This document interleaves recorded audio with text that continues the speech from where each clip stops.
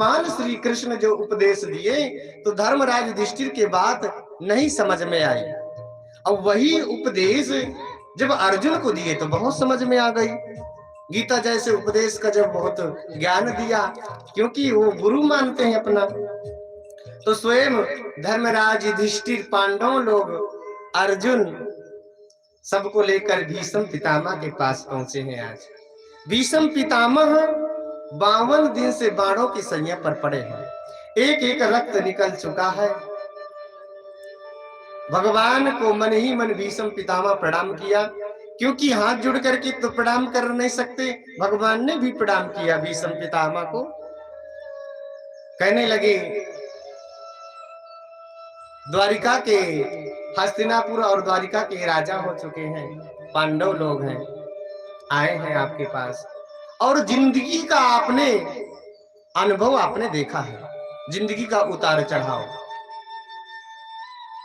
इसलिए आप ये गृहस्थ आश्रम में भी हैं और राजा भी हैं। इसलिए गृहस्थ आश्रम में कैसे रहना चाहिए और राजा को राज्य कैसे चलाना चाहिए, आप इन्हें आप उपदेश दीजिए। धर्मराज युधिष्ठिर भीष्म पितामह कहने लगे, अगर उपदेश सीखे तो आप इसे सीखे। कोई आप जिसके साथ है वैसे ये तो जरूरत नहीं है। भगवान कहने लगे, नहीं, आज पांडवों को आप भीष्म पितामह आप उपदेश दीजिए। तो भीष्म पितामह आज पांडवों को उपदेश दे रहे हैं। कहने लगे, गृहस्थ आश्रम में हैं पांडव लोग, तो भीष्म पितामह कह रहे, गृहस्थ आश्रम में है तो उन्हें डट करके खूब धन कमाना चाहिए, और धन कमा करके इतना खूब धन कमाए और धन कमा करके दशांश दान करना चाहिए। फिर उसमें ऐसा कोई धन ना कमाए जिससे किसी और लोगों को कष्ट हो, खूब धन कमाए। आज ये बता रहे हैं भीष्म पितामह पांडवों को। फिर दशांश दान करें, और ये राजा भी हैं, तो राजा का मंतव्य पहले ये है कि प्रजा का शुभ चिंतक होना चाहिए, कि मेरे राज्य में रहते हुए, मेरे रहते हुए कोई प्रजा दुखी ना रहे, हर समय प्रसन्न रहे। राजा का मंतव्य यही है।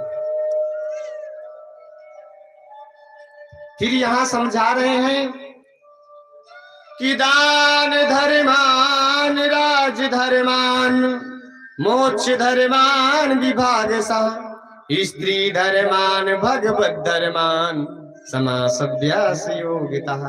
दान धर्म, राज धर्म, स्त्री धर्म, मोक्ष धर्म के बारे में बड़े धूमधाम से बताए।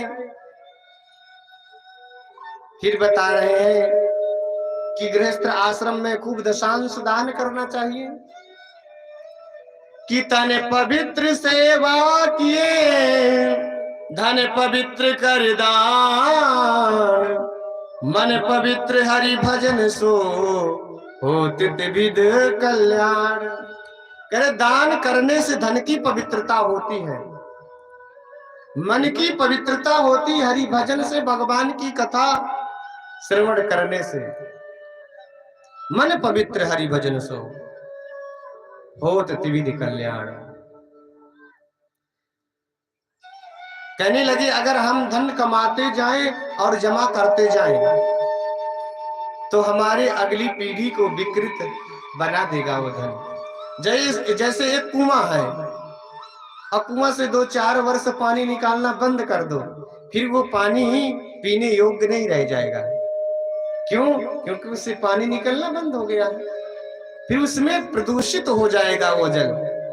ऐसे ही अगर हम धन जमा करते जाएं और कमाते जाएं तो धीरे धीरे वो अगली पीढ़ी को विकृत बना देगा।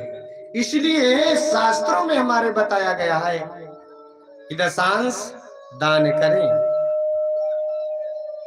कभी कभी ऐसा देखने को मिलता है कि उम्र हो जाती 40-50 वर्ष की, अब बच्चे की बुद्धि है 5-6 वर्ष की बालक की जैसे।